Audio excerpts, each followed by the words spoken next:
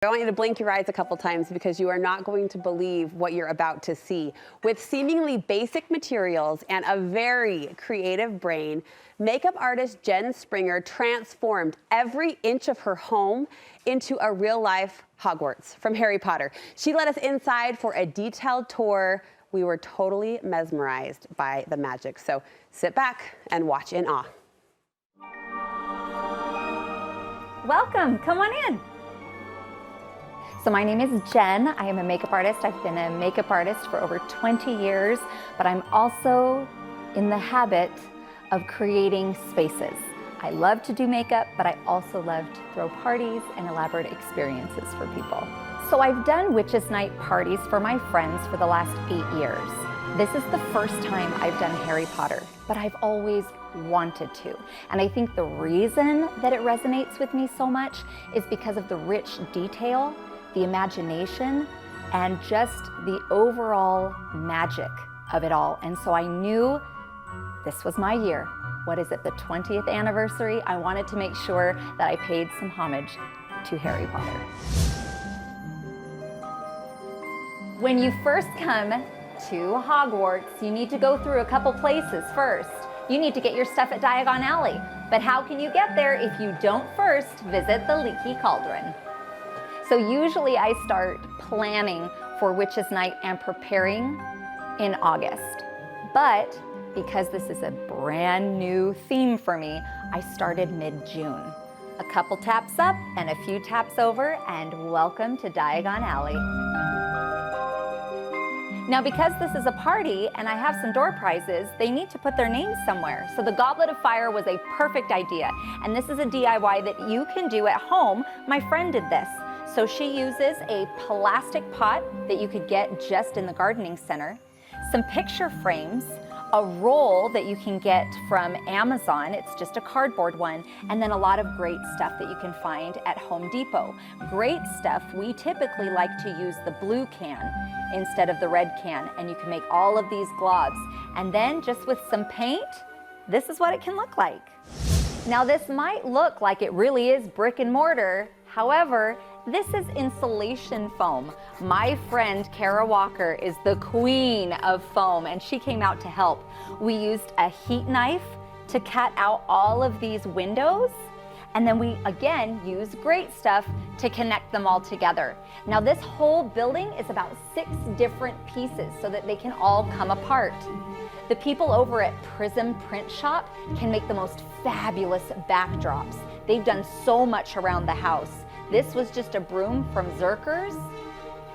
And then right up here, just go to the fabric store and get some felt. And the details make it. Again, things aren't always what they seem. What looks like a little bludger might just be googly eyes as bolts, some cardboard on the top, an old necklace, and a tennis ball wrapped in clay. Diagon Alley would not be complete without Madame Malkin's for your robes and Flourish and Blots. So my son actually did the scissors so that they're going all night long for the party, and he actually did it with Legos. So Ollivanders, you have to get your wand if you want to be a witch or a wizard, right? Well, I knew that I wanted to make a whole bunch of boxes, but I wasn't quite sure how to do it. So I just took a piece of foam and great stuffed it to the back. And then these right here are cardboard. These are chunks of foam. This is a cardboard box. I just put them all up on here, painted them different colors, distressed them a little bit, and had my husband make some labels. So this is Slug and Jigger's Apothecary. We've got lots of things from the books, as well as one of our sponsors, SilverCeuticals, is in here. I figured that would be perfect for potions. But the neat thing is if you get mica powder and water, that's some pretty cool potion making. A couple things that make a party so amazing and immersive is when you have lights and sound, like Moaning Myrtle in the bathroom. And if you think you can handle it, let's go into Nocturne Alley.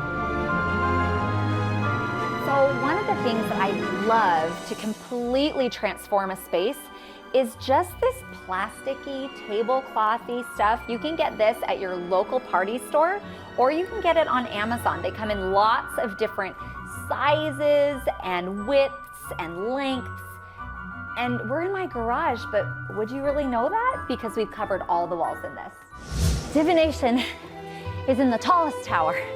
So once you get up here, then you gotta predict something. That's what I love about creating all of these things. When you read something that might seem a little insignificant, but then you add that, someone's gonna look at that and go, I remember that from the book.